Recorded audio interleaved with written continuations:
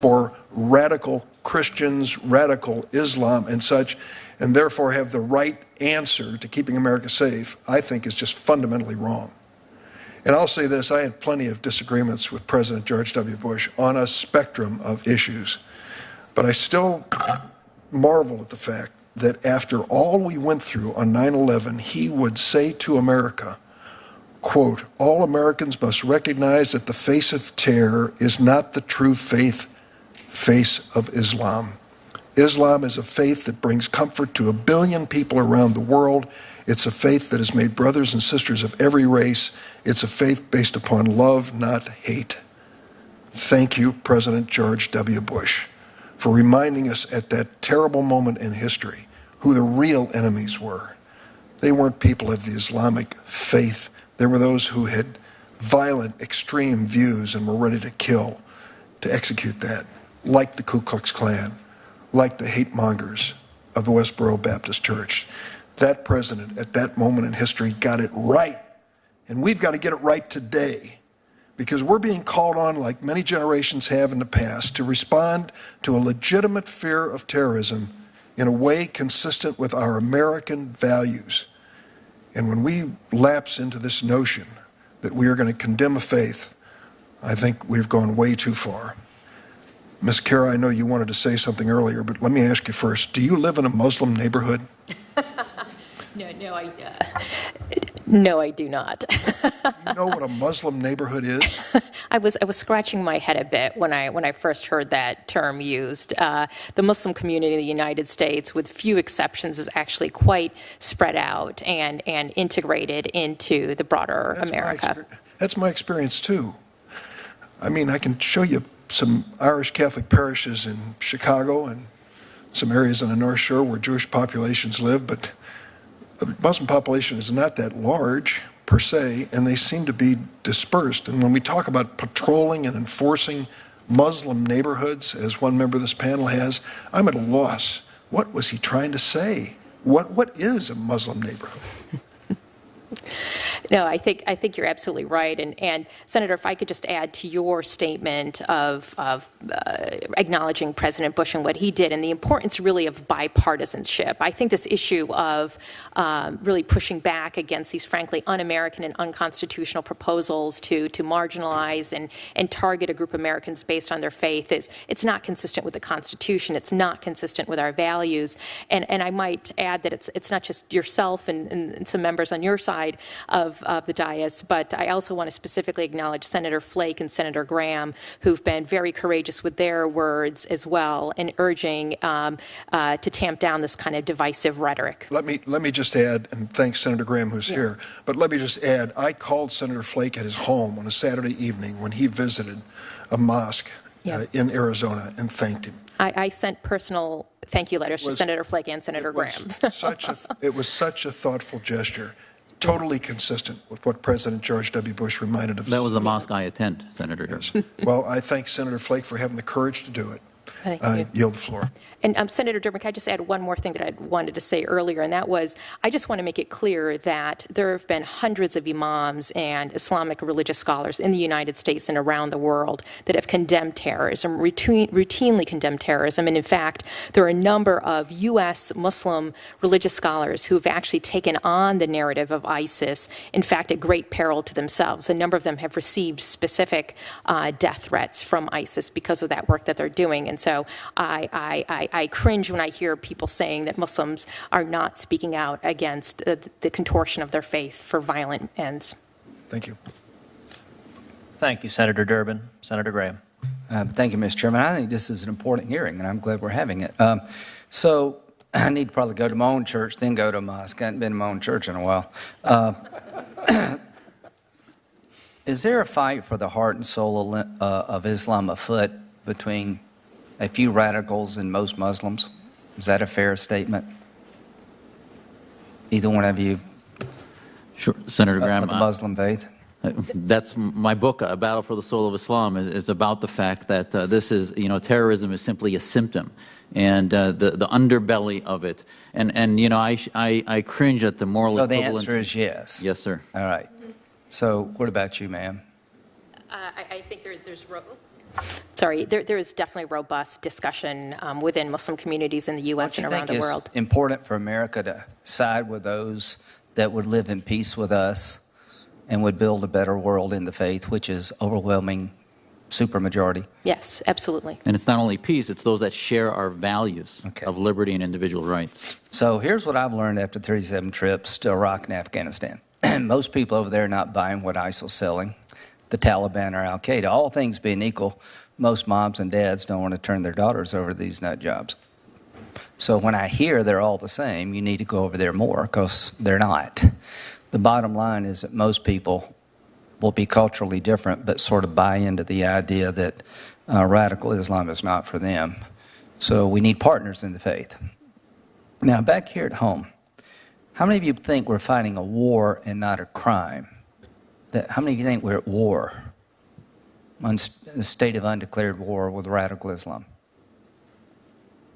Do you feel comfortable with that? I think we're doing both. There's obviously a war. Yeah, I agree. overseas, But, I mean, and they've there's also declared war on criminal us. activity. Yeah. So there's a difference between fighting a war and a crime, and this is really important.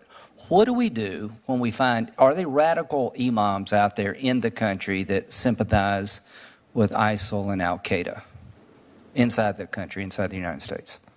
I've never heard of one inside the United States. I believe there are imams that may condemn violence, the tactic, but I think they sympathize with the division of the world into Dar al-Islam and Dar al-Harb, which is, in Arabic, the land of Islam and the land of war. So there are those who believe that war can be fought not by necessarily guns and ammunition, but by civilizational jihad, where they believe they can advance their ideas through a evangelism of their theopolitical mentality. The only reason I mentioned this is I don't want to profile the Muslim, let me tell you my experience with American Muslim. Young man who grew up in Afghanistan, went to high school in Afghanistan, graduated from high school, came to, I think, Chicago. I can't remember his American hometown. Joined the Army, went back to Afghanistan as an interpreter, took me over to his former high school where they were having election polling, wearing a uniform. His job was to guard me and the general that went with me. There were about 8 or 10 of us. He embraced his principle.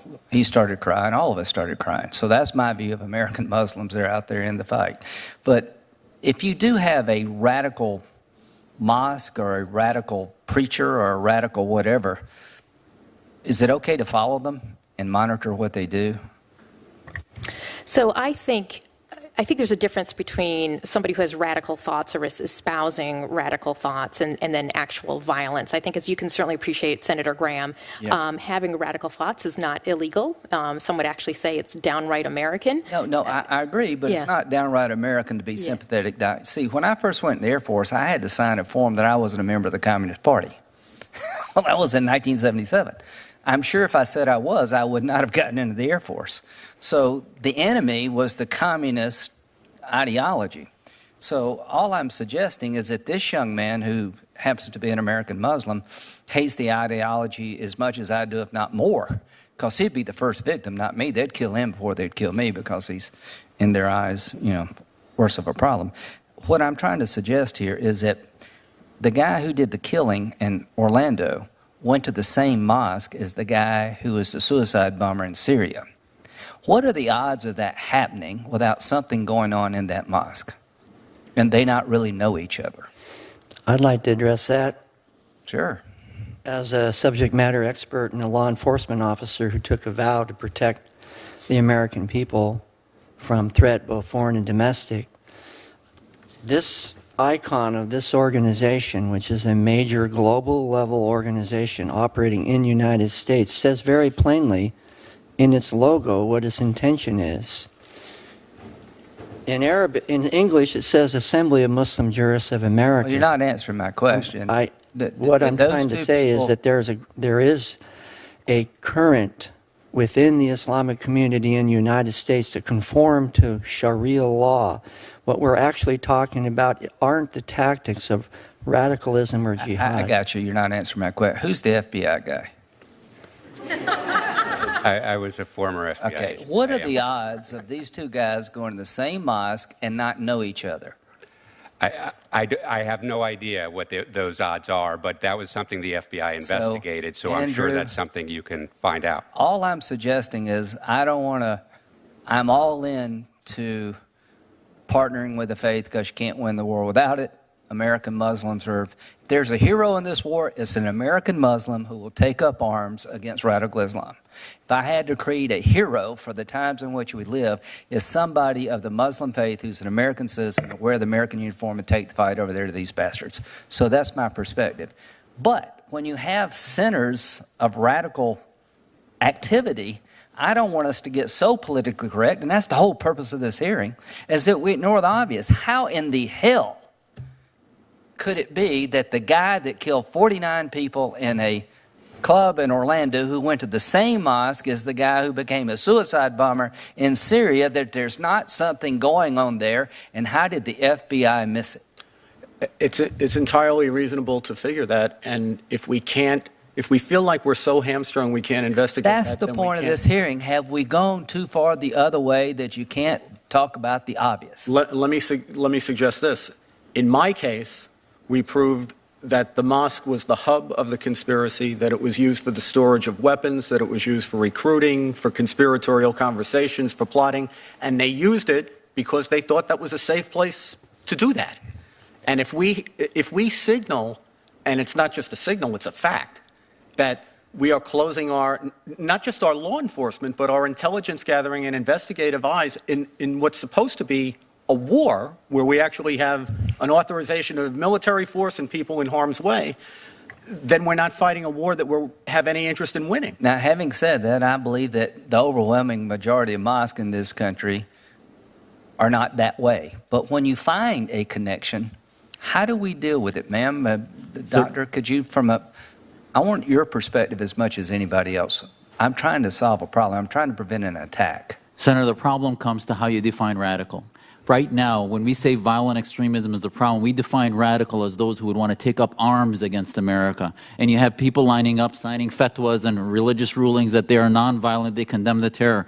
But when you define radical as those who are anti-Semitic, who are homophobic, who perpetrate conspiracy theories about American military and American policies, all of these are the underbelly of ideas. Well, Mr. Cohen would agree with you, right? And our community needs a 12-step program. The reason he can be at the same mosque is there is such a complete denial between the connection of nonviolent Islamism to violent Islamism that they're going to be at the same mosque and not realize it because they're not going to connect. Just like the alcoholic that needs that first step, they're in denial. And we perpetrate that denial by ignoring the verbiology. Ma'am, what would you say? I think law enforcement, if there's reasonable suspicion of criminal activity, law enforcement needs to go there and they need to conduct a full investigation. That's a good way to end this. And that's all we're talking about. It's fighting a war, not a crime. Good surveillance techniques that are within the constitutional values. And I am convinced that the purpose of this hearing, Senator Cruz, that you've worried that we've gone too far the other way. And that's all I'm saying. Thank you. Thank you, Senator Graham. Mr. McCarthy, in your testimony, you talked about peaceful Muslims here in America who worked with you and were integral to helping prosecute the Blind Sheikh case. Can you describe to this committee the difference between the Muslim faith and Islamism that embraces violent jihad? I think it's hard to define the Muslim faith because there are too many divergent interpretations of it. It's easy to identify what we call Islamism, or I prefer to call Sharia supremacism, which is really a radical political ideology with a religious veneer, not a religion as we understand it in the West. My impression listening to the back and forth today is that we are underestimating how serious a problem it is. I don't think it's a handful of radicals versus everyone else who is just embracing the West. I brought along a well-known classic Sharia manual today that I'll supply with the committee's permission, called Reliance of the Traveler, which is an ancient authoritative manual of Sharia law. I open to the page that says jihad. Jihad means to war against non-Muslims, and it explains where the etymology of it is drawn from. We could go through several different aspects of it, whether it's penalties for apostasy, inequality against women, inequality against non-Muslims, and so forth. I think, Mr. Chairman, the reason that it's relevant is this is not, crazy Islamophobic Andy McCarthy's view of what Islamism is. This is a manual that, in the front of it, they thought it was important enough to include the endorsement of the Al-Azhar Research Academy, basically the Sharia faculty at the seat of Sunni Islamic learning since the 10th century. It's also endorsed by the International Institute of Islamic Thought, which is a Muslim Brotherhood think tank that's been operating in the United States, I believe, since the early 1980s. There are other endorsements as well. But the point is that this political ideology, which is radical in the United States because it would supplant our Constitution since its core tenets are antithetical to our Constitution. So to me, that's radical, whether you want to blow up a bridge to get it done or not. If you want to supplant the United States Constitution with a totalitarian legal code and societal framework, that's pretty radical. There's an awful lot of people who buy onto this to one degree or another. Some percentage of them will become jihadists. Some larger percentage of them will create enclaves or safe spaces, I guess that's the popular common term, right? Safe spaces for this ideology to take root and to grow. And the forcible commands in it and the bellicose interpretation of it is something that is preached and endorsed by very influential scholars in this belief system. So it's a shame that it has enough religious tenets to it, the oneness of Allah, the duty to pray, and so on, that we allow it to cloak itself in the guise of religion rather than what it actually is, which is a totalitarian political philosophy and ideology. But I think we make a big mistake when we underestimate the hold that it has on a group as big as 1.6 billion people. And Dr. Jasser, if I understood you correctly, it was your testimony that we do a disservice to the American Muslim community when we lump in peaceful Muslims who share our values with the Islamists who, as you've written about, are waging a war for the soul of Islam. Is that a fair understanding? Yes, sir. I think that it's too easy to, if people ask where are the voices of moderate Islam, there's been no urgency. It's time that Muslims wake up, that there's an urgency for us to speak out, not just against the tactic, but against the root cause. And our Muslim reform movement is trying to do that. It's a bipartisan effort to try to lay out what are the ideas that make us Muslims that believe in the faith of Islam, that separate us from this global, massive political movement, Islamism. Large parties. And at the core is this identification with the Islamic State. The reason ISIS is recruiting to the levels it is Muslims growing up in this country and in the West end up wanting to die for that identification in the Islamic State. The only counter to that is not this whack-a-mole of countering extremism, but starting to teach our kids that it would be much preferable to want to die for America. Until we start teaching Muslims that difference and engaging programs that do that, we're going to continue this whack-a-mole program. Well, Dr. Jasser, I thank you for your courage in defending truth at risk and at knowing risk of great personal vilification and even personal risk. That is a powerful and important demonstration of courage. Thank you. You know, when Senator Graham was asking his questions, I found one exchange with Ms. Kira really quite remarkable in that Senator Graham asked if there were any radical imams in the United States who had sympathies with ISIS and al-Qaeda, and Ms. Kira's testimony was she had never heard of any radical imams in the United States who had sympathies with al-Qaeda or ISIS. I found that truly an astonishing statement, although I would note it was a statement entirely consistent with the purge that Mr. Haney testified about, the Obama administration has undertaken, because indeed, one of the things the purge did is, and I quote, removed references to mosques specifically as a radicalization incubator. So she was testifying consistent with this purge. I wanted to ask some of the other witnesses on this panel if you share Ms. Caro's view of having never heard of a radical imam in the United States who embraces or who sympathizes, that was Senator Graham's exact question, with ISIS or al-Qaeda. I know, Mr. Gubbets, you went undercover at CARE. Did you encounter? Well, first of all, please turn your microphone off. Well, we can't forget, and I'll go into some current imams, but Anwar al-Awlaki was an imam. The blind sheikh was one of the most knowledgeable people of Sharia, one of the most knowledgeable scholars on Islam. My time at CARE, Siraj Wahaj consistently talks about the implementation of Sharia law, which is no different than the ideology of al-Qaeda or ISIS. Anyone that reads their magazines, anyone that studies their ideology, they are constantly quoting Islamic law from the hadiths of Bukhari and Muslim, from the Quran. They are constantly quoting that. No different than any of the imams like Imam Siraj Wahaj. I think we have a fundamentally flawed approach to this, this war. We have to look at Sharia, and it is as Mr. McCarthy said, this is a much bigger problem than what we're willing to accept.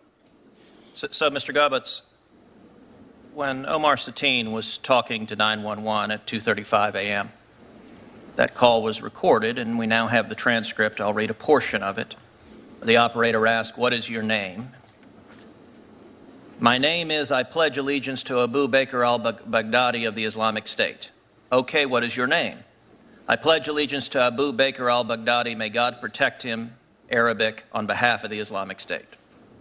That's what the tape recording showed.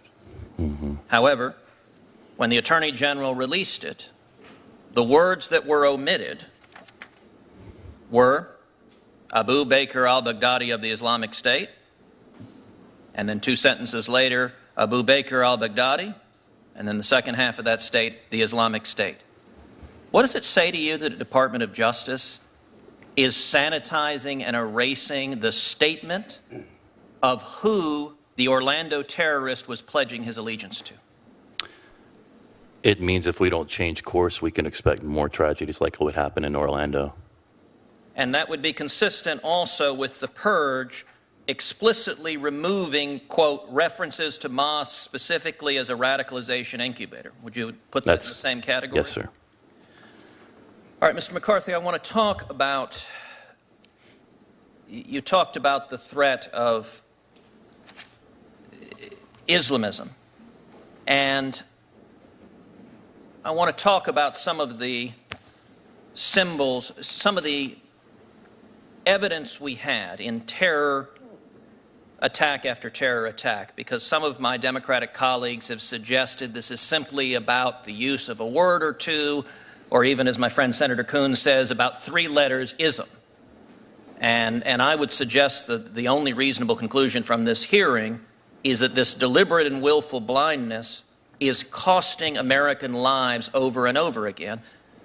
Whether you look at Little Rock or Fort Worth or Chattanooga or San Bernardino, over and over again we see warning signs. Over and over again the Obama administration has evidence of radical Islamic terrorism, and over again it doesn't act to prevent it. I would mention Nidal Hassan. The Obama administration knew that he had been in electronic communication with the radical Islamic cleric Anwar al-Awlaki, who Mr. Gubbets just made reference to. The Obama administration knew that he had asked about the possible justifications for waging jihad against his fellow soldiers. And yet, the administration did nothing. And Nidal Hassan murdered 14 innocent souls. In your view, is a soldier communicating with a radical Islamic cleric, Anwar al-Awlaki, asking about the permissibility of waging jihad against his fellow soldiers, preparing PowerPoint presentations, laying out what he believed was a Quranic command to wage jihad. In your view, are those significant red flags that it should have moved the administration to action? They're highly significant red flags, and to dismiss them because it was consistent with his research, as I understand was the main reason, is reckless. And indeed, what his fellow officers said, part of the reason that they did not act against him was political correctness. Let's look at another example, the Tsarnaev brothers in Boston. The administration knew that Russia had pointed out that the Tsarnaev brothers had traveled to predominantly Muslim Chechnya and Dagestan provinces. He was interviewed by the FBI, the elder brother. Russian authorities a second time notified the administration that they believed them to be religious extremists. The elder brother returned to Chechnya and met with Chechen terror-related groups. He posted on YouTube a public call to jihad. And yet the administration had stopped watching him at that time, did not see the public call to jihad. And that ended up culminating in the two brothers setting off pressure cooker bombs at the Boston Marathon that murdered 3 people and injured approximately 180 others. Are those, once again, significant red flags that ought to be met with a serious law enforcement and national security response to prevent acts of terrorism? I believe they are, and I think they underscore the problem with treating ideology as if it were not a trigger to violence. And the final example I'll focus on is Omar Mateen. Now, Omar Mateen was interviewed by the FBI not once, not twice, but 3 times. Omar Mateen had told his co-workers that he was involved with both Al-Qaeda and Hezbollah. Omar Mateen had watched videos of the radical cleric Anwar al-Awlaki. That is one connecting theme of a number of these terrorists. Omar Mateen was interviewed one time because of his relationship with Moner Mohammed Abu Salha, the first American-born suicide bomber who died in Syria in 2004. And there's evidence to indicate they may have attended the same mosque. Are those, again, the sorts of red flags that ought to trigger serious law enforcement and national security scrutiny to prevent terrorist attacks? Yes, they are.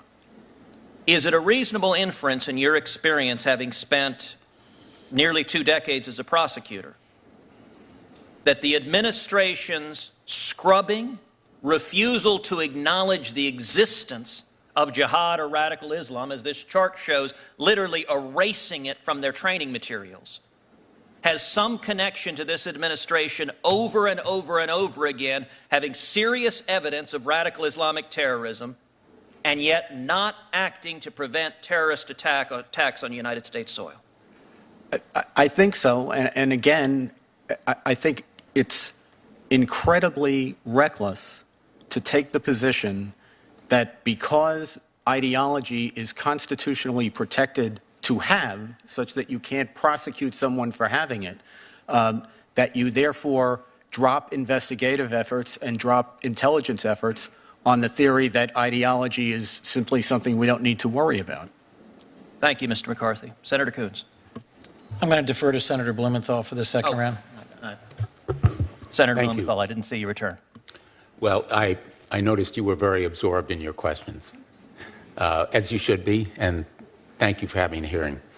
I'm interested, in light of the statements of allegiance that were made by the San Bernardino and the Orlando killers, and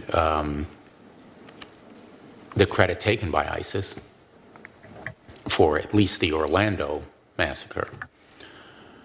What objective evidence there is that ISIS is inspiring or supporting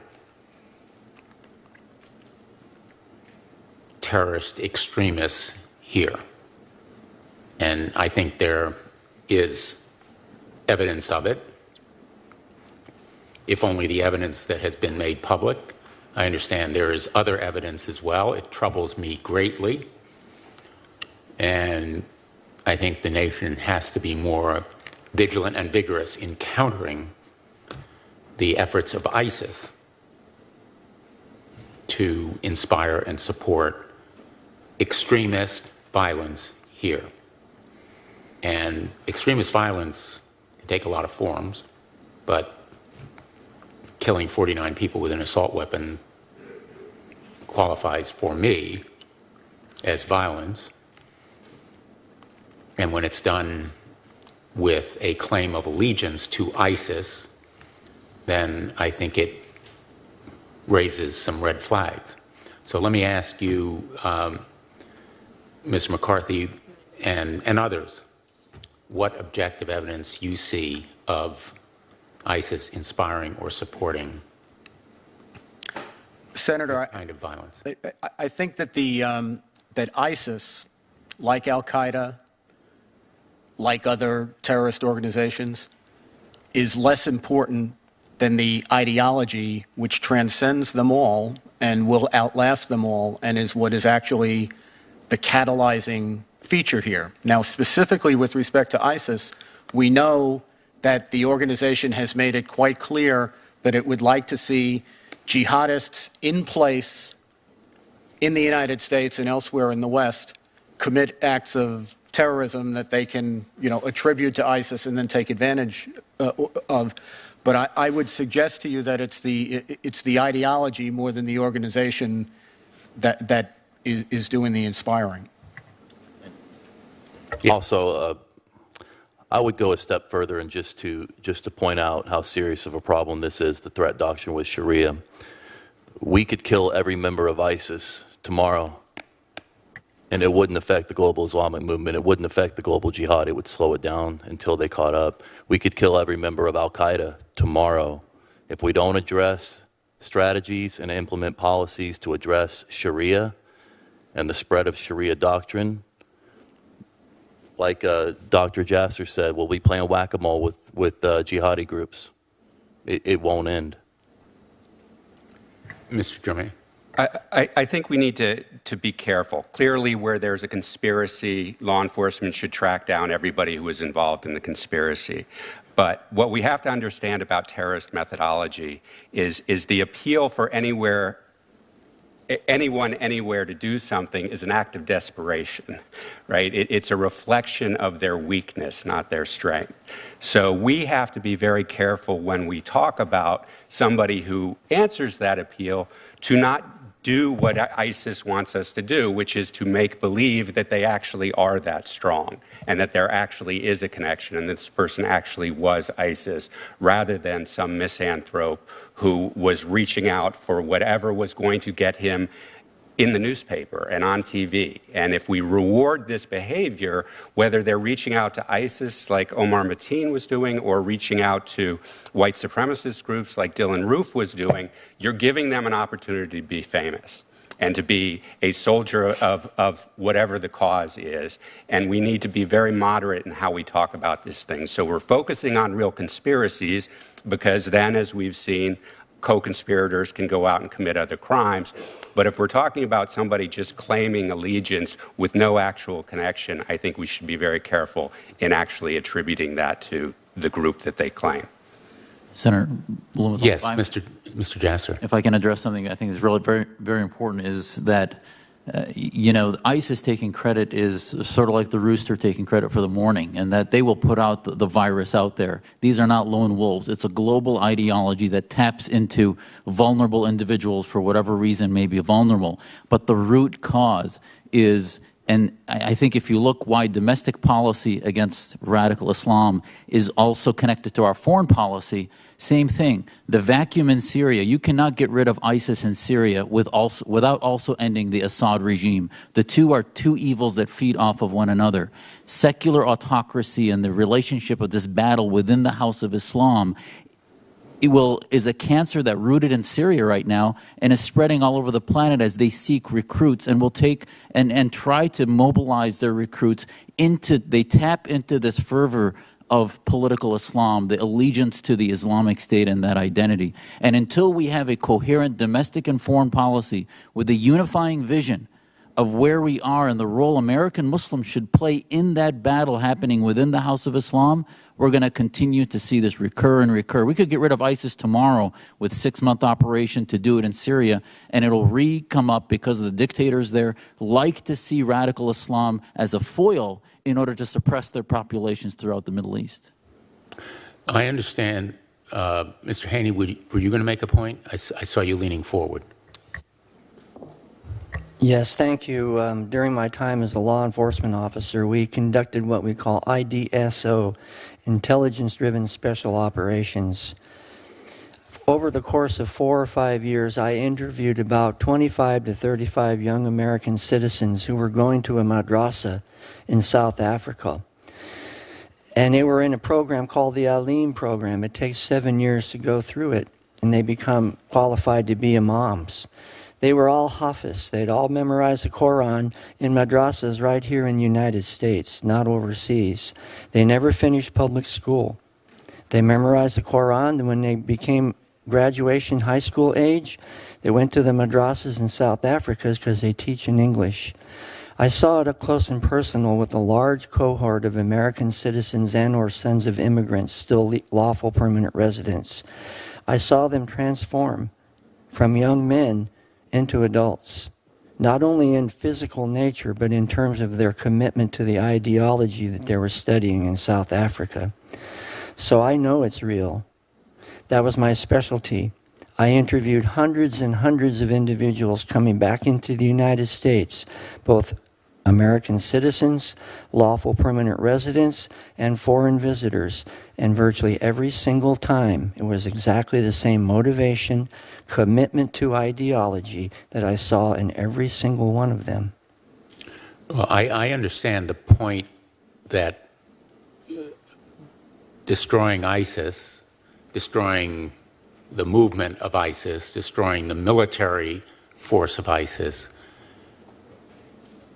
doesn't destroy the ideology, doesn't destroy the idea. And that's why I asked not just about support, but also inspire, by which I meant ideology as well as potentially recruiting, training, and physically providing support. And I think there are analogies, there have been throughout our history, of forces that want to do us harm through opposing ideology, forces that oppose freedom and democracy and the values of tolerance and free expression and religious freedom that make us the greatest, strongest country in the history of the world. So that's why I'm looking for evidence that ISIS, as it's constituted now, is providing inspiration and support, because we want to stop not only ISIS, but also whatever it's doing to inspire and support extremism and violent extremism in this country, acts of hate and acts of terror. And Orlando was both. I think the president was right about that fact. And the Attorney General of the United States was right about that fact. And you know, I found Mr. Jasser's point about the responsibility of your effort being bipartisan so compelling. Use that word. And I think it's important that we in the Congress be bipartisan in this effort. And the more we are partisan, the weaker we will be. Thank you, Mr. Chairman. Thank you, Senator Blumenthal. Senator Coons. Thank you, Chairman Cruz. Let me just quickly ask 3 more questions, and then I'm going to conclude if I can.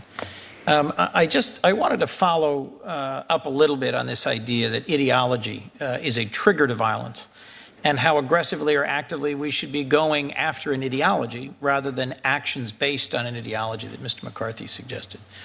And Mr. McCarthy, I may have misunderstood, but I thought I heard you say that the expansion of the First Amendment in cases during the 1960s to protect radical ideas was a mistake. Is that correct? I did say that, yes. Okay. Then let me just, if I could, Mr. Cohen, because Do you want me to explain what I meant by it, or? very concisely, if you would. Sure. Give them. They carved out an exception for the advocacy of ideology that calls for the violent overthrow of the United States, as if there were a firm difference between advocating it and inciting it, which I think has been much more difficult to apply than perhaps they thought. Mr. Cohen, you've dedicated most of your life to the pursuit of finding and closing down those who engage in not just dangerous ideology, but dangerous actions against other Americans. And Senator Sessions had some interesting, curious comments on the central role of the Southern Poverty Law Center in pushing back against the Klan. And you previously made a point that, just because groups like the Klan, or I would suggest the Lord's Resistance Army, a horrific terrorist group in Central Africa, just because they miscite the Bible, we wouldn't refer to them as radical Christians, and we are similarly making a mistake here if we demonize Islam as radical Islam. Help me understand, in your view, whether we should be engaging in widespread surveillance of the Muslim community, and whether we should be indulging the proposals of some candidates for president in uniform bars on Muslim admission to the United States, or patrols of so-called Muslim neighborhoods in an effort to contain a dangerous ideology. Where do you think that boundary lies between appropriate investigation of those who might have a proclivity to violence and demeaning an entire religion? I think we're on a very slippery slope and a very, very dangerous one. If I could respond to one thing that Mr. McCarthy said, and perhaps that will put it into context, the abstract advocacy of violence in our country is constitutionally protected speech. What's not protected is, stealing a group and preparing a group for violence. The first is protected by the First Amendment. The latter is a conspiracy, a criminal conspiracy. I think that if we don't hold that distinction sacred, our country will be in trouble. I think that some of the implicit suggestions that we should surveil entire communities are not only ineffective but wildly un-American, and I can't believe that we would countenance that kind of activity in our country. I think it would drive. I think it would more likely drive terrorism than it would root it out. That is exactly the challenge I think Senator Klobuchar was referencing in her home community, the challenge of striking a balance between investigating, prosecuting those very few individuals who are committed to acts of violence and breaking up conspiracies, and engaging the much broader Muslim community that is loyal and wants to fully enjoy the freedoms of the United States. And without their partnership and effective intervention of that very small number of folks who want to turn an ideology into an action, is really going to be at some risk. Ms. Kara, there was a previous exchange about the importance of removing from training manuals information that was just bigoted and wildly misleading. If you just renew the point, you asserted in your testimony that stigmatizing and marginalizing an entire community based on their faith both chills our First Amendment and also puts us at risk, because it frays the very relationship between law enforcement and millions of Americans. Would you just elaborate on that for a moment? Yeah, sure. And specifically on your last point, I think the concern is that if you create mistrust between law enforcement in our communities, people are going to be reluctant to interact with law enforcement and potentially report crimes. And so that means people who are engaging in potential crimes are not going to be caught and brought to justice. So I think there's a real public safety concern there.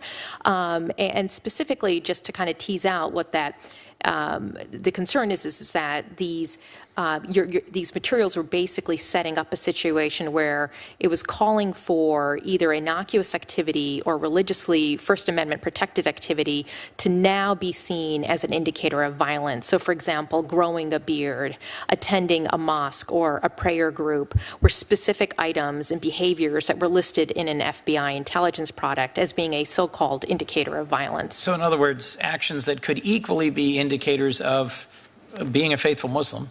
Correct. Or in some people's perspectives could be seen as a gradual movement towards radicalization.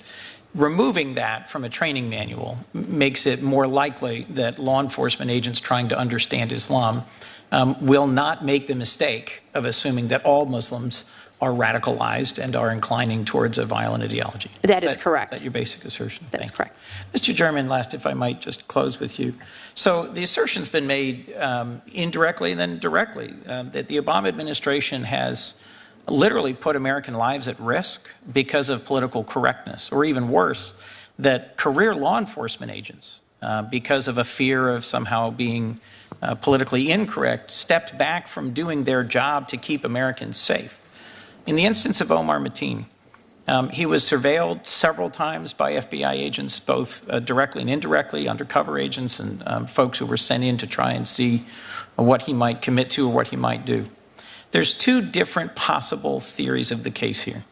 One is that the Obama administration is disloyal, treasonous, and putting Americans' safety at risk, and so willfully said, we're not going to take any actions against this dangerous radical.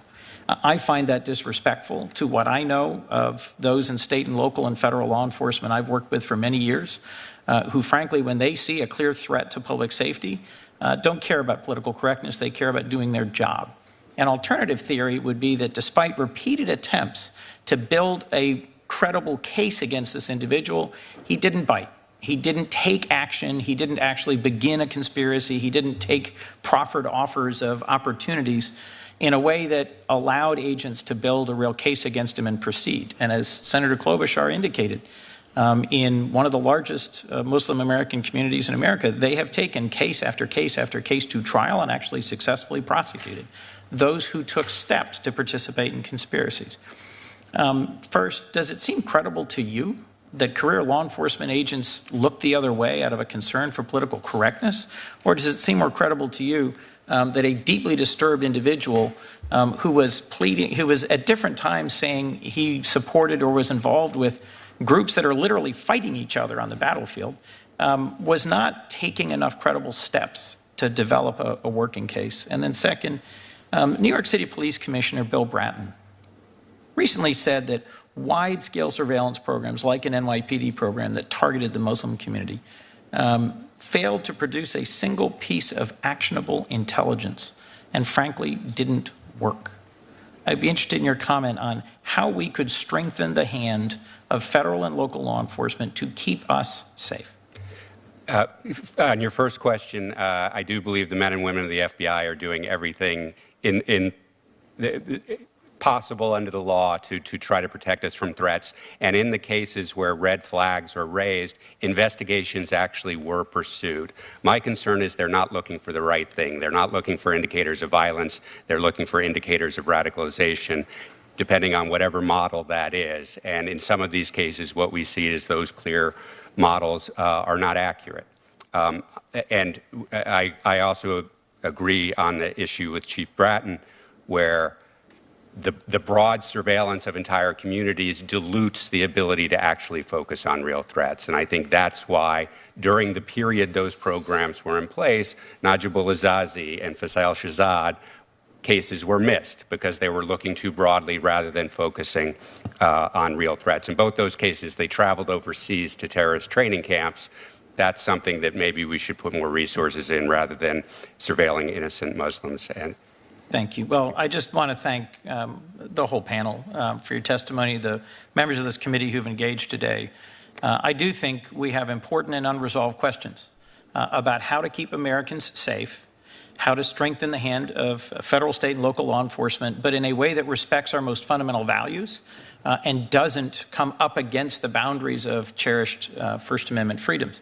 And I frankly think whether you call it radical Islam, radical Islamism, Islamic extremism, spending 3 hours arguing about these semantics, in my view, hasn't really moved us any closer towards developing new and more effective ways to combat terror and to defeat ISIS. And I look forward to the upcoming hearing where we will have Secretary Jay Johnson here, and we can both ask more pointed questions about the Department of Homeland Security and the strategy we will all follow going forward.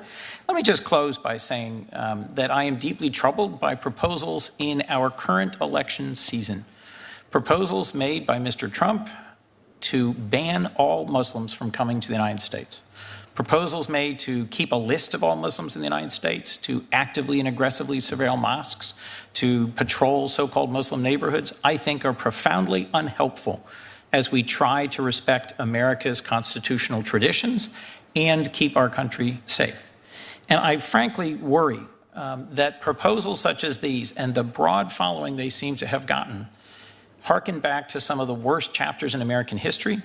In particular, I'll just remind us that after the attack on Pearl Harbor, this great nation turned its back on Japanese Americans, forcing the relocation and incarceration in camps of over 100,000 people based solely on their Japanese ancestry, not based on any actions taken or any expression of intent to harm Americans or to be disloyal to the United States. And the majority of those, in turn, were American citizens. As I prepared for today's hearing, I could not forget a meeting I had with the daughter of Fred Korematsu, whose name was given to a signal U.S. Supreme Court case. I met his daughter at a ceremony at the White House. And in 1983, when Mr. Korematsu's conviction for violating the internment order was finally overturned, he said, and I quote, "I would like to see the government admit they were wrong and do something about it so this will never happen again to any American citizen of any race, creed, or color."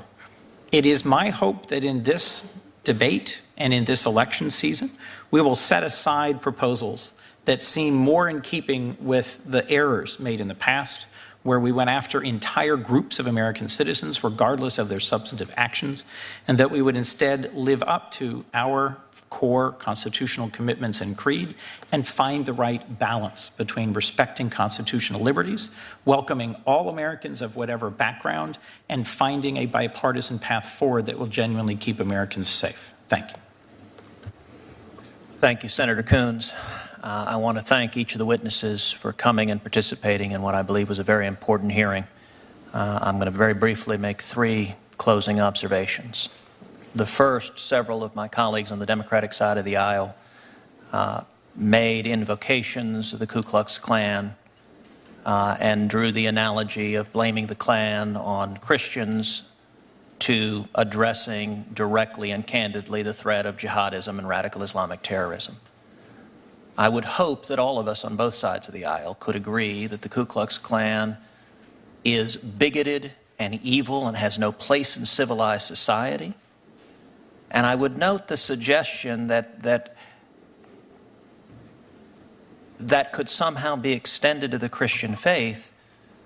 Dr. Martin Luther King and many of the civil rights pioneers were Christian ministers, Reverend King, and indeed one of the most powerful paeans to justice ever written, the letter from the Birmingham jail, begins, "My dear fellow clergymen, no faith, whether Christian or Jewish or Muslim or any other, has the right to murder others because they do not share that faith. And we should speak candidly and vigorously against anyone advocating for the murder of innocents because of religious hatred and intolerance." A second observation that is disappointing.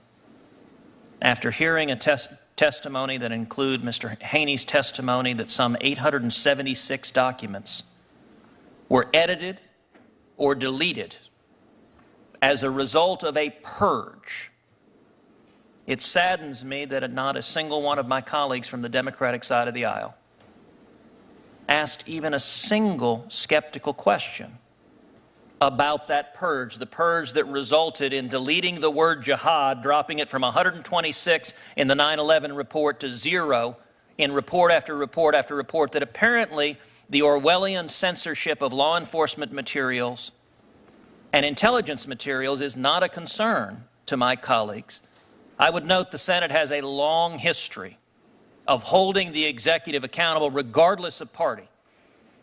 And at a time when we're facing a global war on terror, I hope that my colleagues on the Democratic side of the aisle will express real concern about a censorship and editing of law enforcement materials. And the final observation: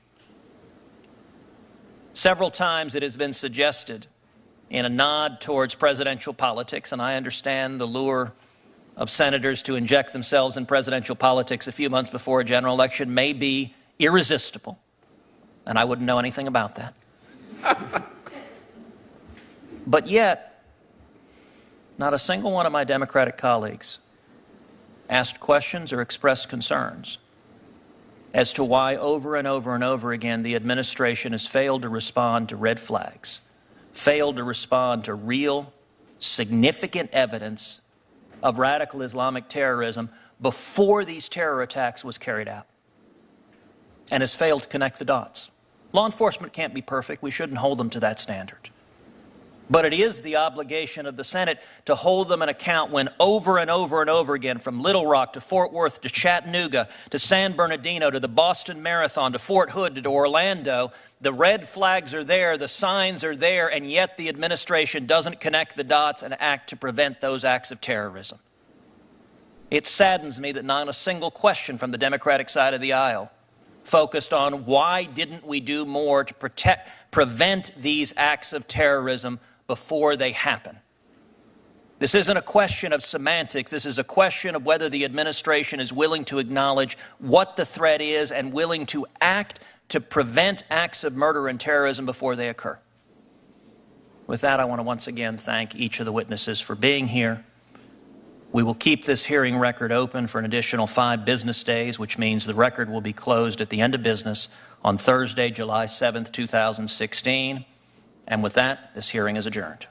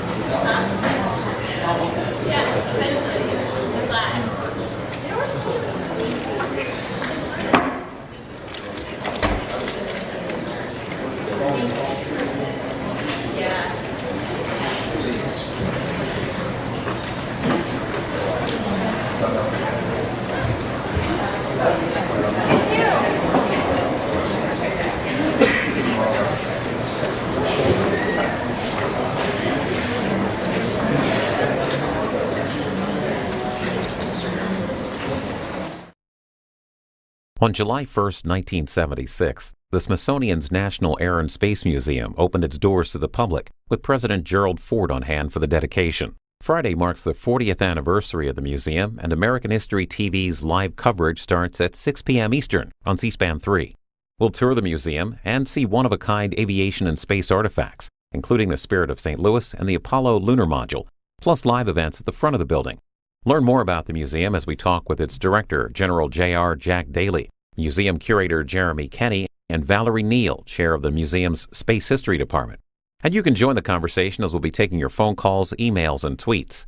The 40th anniversary of the Smithsonian National Air and Space Museum, live Friday evening beginning at 6 Eastern on C-SPAN 3's American History TV.